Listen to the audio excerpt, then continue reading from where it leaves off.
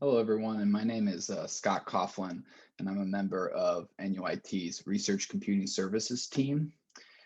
Today, I would like to introduce a series of videos that I'm going to be doing on Bash scripting.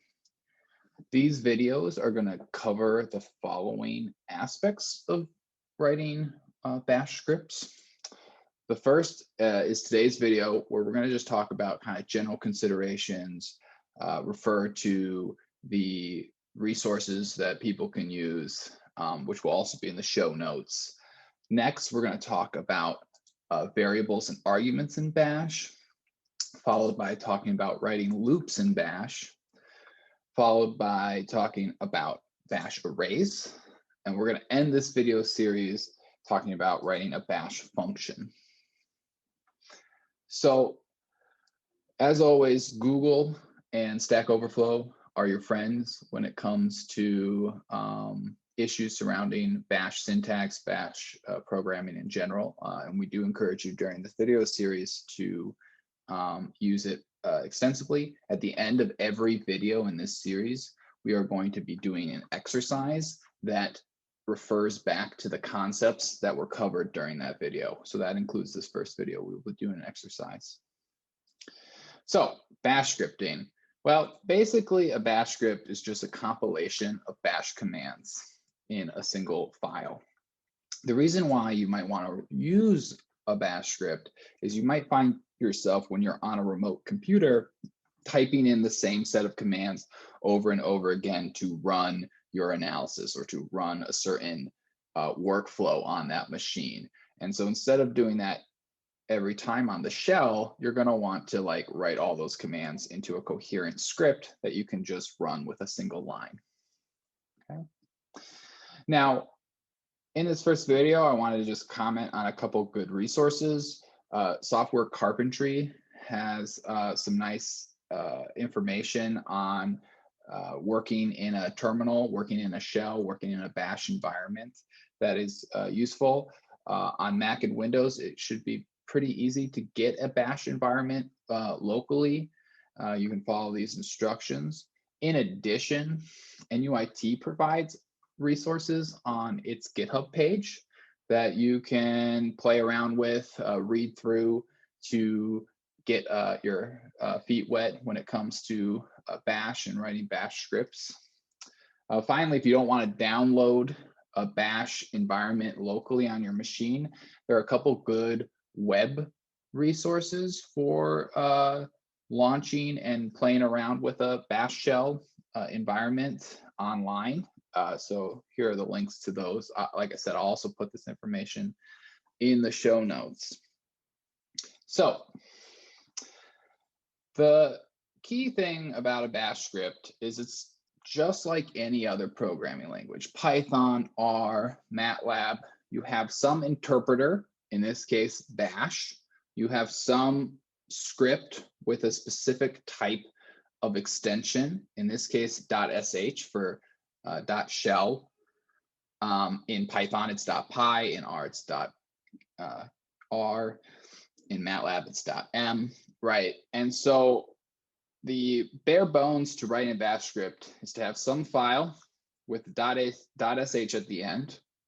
In general, it's good practice to write the following line at the top of that file, which is this shebang path to the interpreter.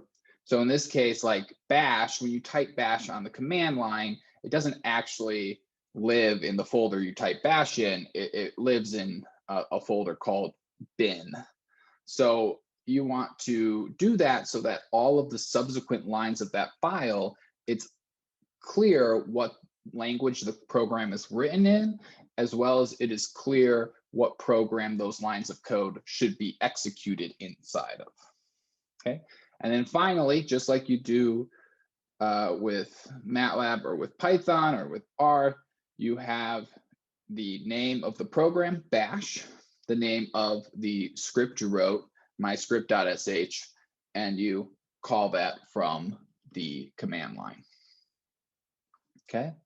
The other thing important to know about Bash is that there's quite a few things defined in Bash for your convenience ahead of time. So Bash has a number of variables, and we'll talk about Bash variables in the next video, that are defined for your convenience without you even knowing they're defined or without you personally defining them. The most important of these variables is the path variable, and we'll talk more about why that's important in the variables and arguments video. But it's something to be aware of, that there are a number of things defined for you inside of your shell without you knowing.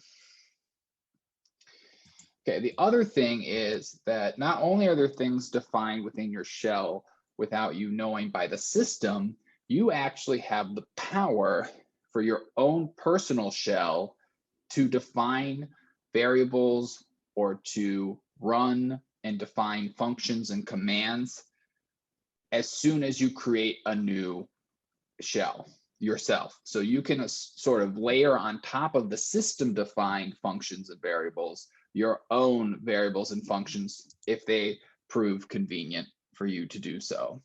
So that is going to be the end of our first video, which is to practice throwing in a bash command inside of our own personal .bashrc file, and then seeing how when we create a new shell, either by opening a new window or by running bash and then enter, how the things we put in the bashrc are automatically run upon doing that action.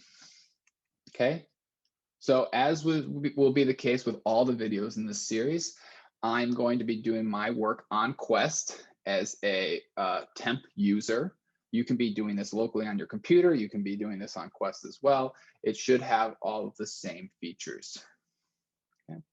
So I'm going to open up in the text editor of my choice, which is Vim, my bashrc file, and I'm going to add a few bash commands to it. And then I'm going to open a new shell, and we're going to see that as soon as I do that, without me personally doing anything, those commands are going to be automatically run. So the two commands I'm going to add is echo, which is Bash's print. I'm going to print, hello, I am being run upon a new shell being created. And then I'm going to list the contents of my home folder. Okay, and so I'm going to close editing this file with my text editor Vim, but you could be using Emacs, Nano, or whatever you would like. And I'm going to go here and I'm going to open a new window. So this is going to open a brand new shell for me to work in. And you can see that the command to list and the print statement I put in my bashrc file were automatically run. The other way to start a brand new shell would be to type bash, enter. Okay, this is no different than in Python, MATLAB, or R, typing Python and activating the command line Python interface. Okay, we just do that here by typing bash, enter, and that creates a new bash interactive space for us to work in. All right, so that's the end of this video. I really look forward to seeing you all for the rest of the videos in this series, and thank you for your time.